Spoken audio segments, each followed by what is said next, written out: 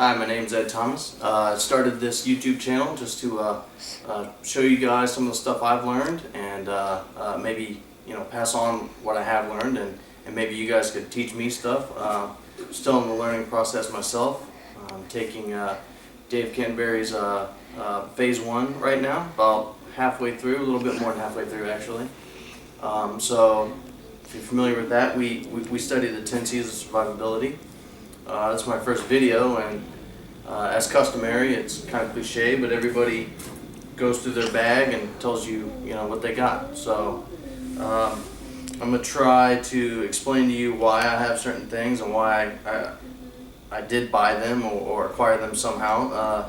Most of it I'm going to try to keep common man because, well, everybody knows it's a pretty hard day and age right now, and plus my wife will kill me if I buy a whole bunch of expensive stuff. So I got most of the 10 C's that we learn in the Pathfinder system here. I don't have a candling device, even though I do have a candle. I don't have a candling device or the headlamp. I'm in the process of getting that, I just don't have it yet. And I don't have the cloth sail needle right yet. I have one, I just don't know where it's at. I gotta find it. So anyway, so I'm gonna go over my stuff. Right here, I got an Explorer rucksack. Maybe, I think it was like $33 at a military surplus store. Just threw some cheap $1 carabiners on there. They don't really carry any weight. Just maybe something to, attach something to the bag, but it's pretty big. It's really big. It carries all this stuff easily with a lot of room left. So there's that. It's very comfortable. Got the shoulder straps and the kidney straps. Straps up real well. Got the molly attachments on there and right there. So there's that. So I guess we'll go over cutting tools here. So, like I said, I have a bunch of cutting tools here. I don't carry all of them with me all the time. I always carry my belt knife, and I always carry my folding saw. So I have a S-Wing camp axe here. It was maybe $30 at Home Depot, maybe like 34 bucks, something like that. And that's the most expensive out of all these. Or no, I take that back, I'm sorry. The Becker BK2, it was the most expensive, but I still got that like 60 bucks on like Amazon or some website or something like that. I just made the cheapo leather sheath, not very good, I might add, but it is my first one, so I'm going to try and redo it and make it a little better. Just made a belt loop on it, put some rivets in it, sewed it up with some artificial sinew. Put a little paracord lanyard on it just in case. I got a cold steel machete. I bought it at a gun show for like $22 or something like that. It's worked out real well. If I'm just going out, in the woods cutting down like bamboo or river cane or something like that, it goes right through that stuff real easy. Or even real small willow, it'll go through that real easy. The next one, I actually bought this for my wife. It's a Mora 711, I believe it is, or 711, however you want to say that. But it was like 10 bucks, and it's razor sharp. And I think I've acquired it from her. I think I just took it from her. Then I have a Craftsman folding saw. I was originally looking for the Baco Laplander folding saw that everybody raves about, but I couldn't find one. I didn't want to buy one online and pay shipping, so I went to Sears and I found this one, and it's worked out great. I probably need a new blade. I've just blazed through a bunch of wood cutting it. But that was like 20 bucks at Sears right down the street from my house. So I sharpen all those with this Lansky retractable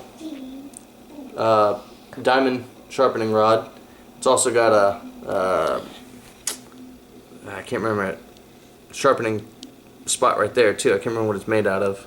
Tungsten, I think, or something like that. Then it's got a cheapo file to go and I hit up my axe with that, my camp axe with that, and then I finish it off with this.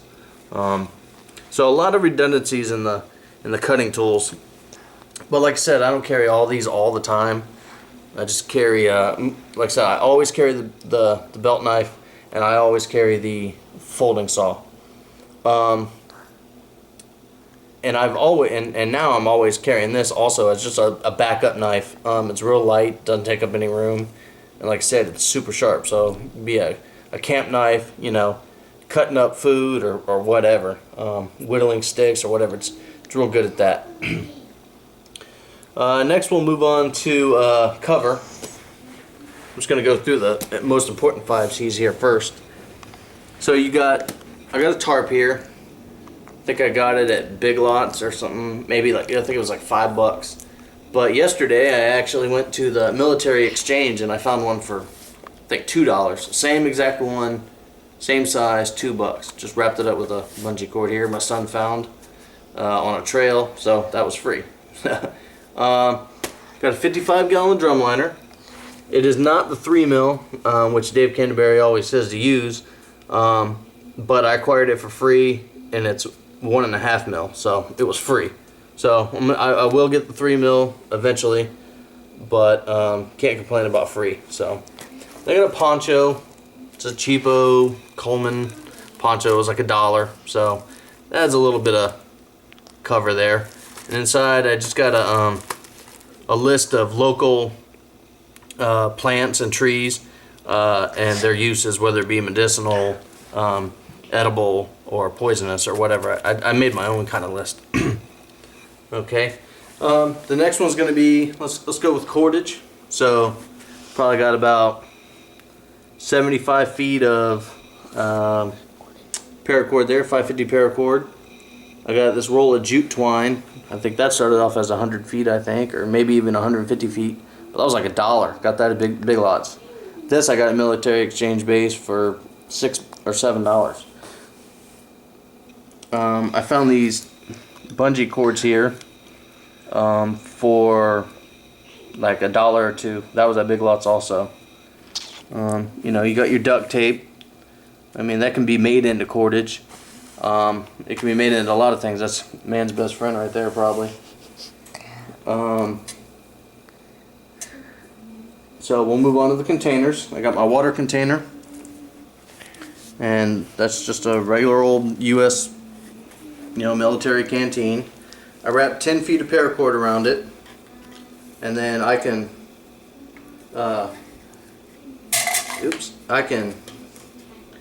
unravel all that, and then I tied a loop in it down there and put this back through it so I can put it around my neck and carry it, and it hangs right down to my waist. Fits perfect, doesn't bother me at all. Just a nesting cup that goes with it, goes right in there. Then you got your case, and it's insulated on the inside, so it keeps it hot or cold, or preferably cold, I guess. Okay. So that's what I use for. I've cooked in that. It works fine.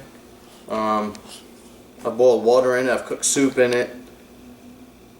And it was $10 at the military surplus store. Probably for all that stuff together, it was probably $12 maybe, something like that. Okay. Then we're gonna go into combustion. So, got some flint and steel here. I think this set right here was $7 on Dave Canterbury's website.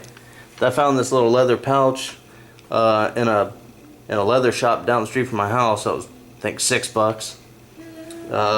Then right here, I got a little tin that I found at Target in the $1 bin, and it was actually a Hello Kitty tin. I just happened to spray paint it. You can barely see that, I guess. Then I was walking through the woods not too long ago, and I happened to come upon a fallen tree, and then right there, right in front of me, was tinder fungus right there. So got a pretty good chunk of tinder fungus there. Smolders real good. But I keep that tinder fungus in there. My fire steel, the little scraper thing comes with it. And I prefer to use my knife. And I also keep my magnifying glass. I just keep that wrapped up.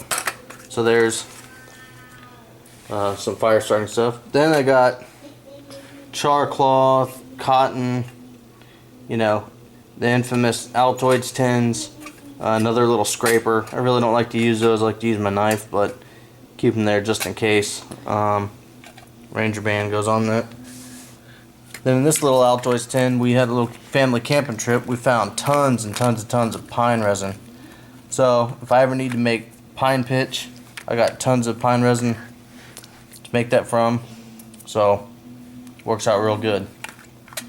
Okay. Another 5C, or well, I'm sorry, 10C is got a cotton bandana. I usually have 3 in my pack. I think 2 of them are in the washing machine right now. So there's a cotton bandana. I usually wear one on my head, and I have 2 in my pack. I got a little candle here that I made. I got this. The tin actually had a soy candle in it from Target. It was like $2 or $3, and I just burned it out real overnight or whatever. And then I bought a 1 pound block of beeswax from the local farmer's market. It was like $12. The lady cut me a pretty good deal on it. So I just melted the wax in the microwave and put it in this thing here, and I used a piece of this jute twine to make a wick. And that's probably 10 hours of burn time right there, and I probably still have 10 more hours left of burn time in there, maybe even more. And you know, I still got tons of beeswax left. Some gloves, you know, they're leather on the bottom. I like to have those around in case I'm, you know, chopping a lot of stuff. Protects my hands a little bit. I can also grab my metal, you know, water container off the fire with it, you know, real quick. Just something good to have. Or, you know, maybe there's an animal nearby and it's, you know, in a trap or something. I, you know, get it out. Maybe it won't bite me or something. I don't know. Okay, then I got edible wild plants and California trees and wildflowers. Some pamphlets I got from the bookstore right across the street from my house. They were like maybe $4, something like that. Let's see, $6 a piece, I guess. So I probably could have found them cheaper, but I was right there and they had them, so I just went ahead and grabbed them. A little salt and pepper shaker there goes with the food. I'm sorry, food. I always carry a little couple, I guess, provisions with me. I got some brown rice, some oatmeal, and some cornmeal. That way, you know, if anything ever happens, I get stuck out, I got a little bit of food to keep me going. A lot of times I'll stop and I'll get some beef jerky, and I'll throw some beef jerky in with that, you know, in with that pack just to have that. Or if I have like some like dry soup or something, get that beef jerky, throw it, the broth and all that stuff, throw it all in this here and just cook it up, and it's good to go, man. Got some Common Man traps here. These were from Big Lots also. It was like $1 for a 4-pack. I mean, I guess nobody really wants to eat a mouse or whatever, but hey man, if you're stuck out in the woods and you're starving, you know, $1, there's some traps right there. What else? Oh yeah, almost forgot one of the most important things. This military wool blanket that this is on. I just happened to be out one day and I said, hey, what the heck, I'll just stop by the thrift store, see what they got. So I went to the thrift store, walked right up to this, saw it, and you know, I was like, wow, military wool blanket. You look online, you look a lot of places, and they're like $30-$40, even higher. I found this one at the thrift store for $5. I can't tell you if it's 100% wool or not. It has no tags on it. It doesn't have anything on it, but it feels, you know, pretty good. And we took it camping and it worked great. We were all pretty warm, even laying on the cold ground. We were pretty warm. So yeah, so like I said, $5, or no, I'm sorry, I think it was $6. But I mean, as you can see, I mean, you can pick up stuff at the store that'll help your survivability or your, you know, self-reliance in the woods for, you know, you don't have to have that much money. This compass over here, I found it on sale for like $6. I mean, it doesn't have a sighting mirror or anything like that, but it's got declination scale, bezel ring, base plate, it floats. You know, the ranger beads were like, you know, $3 at the military exchange. So yeah, I mean, you can find, you know, a lot of common man stuff. It doesn't have to be, you know, top of the line, you know, break the bank type stuff. So I just wanted to show you guys what I had. You know, any comments are welcome. You know, I like to learn things. I like to, you know, you might say, hey, your you know, cold steel machete is garbage. Okay, well, tell me why. Maybe I'll run into that same problem and I'll get something else, or you know, or something like that. So, thanks for watching. Have a good day. See y'all later.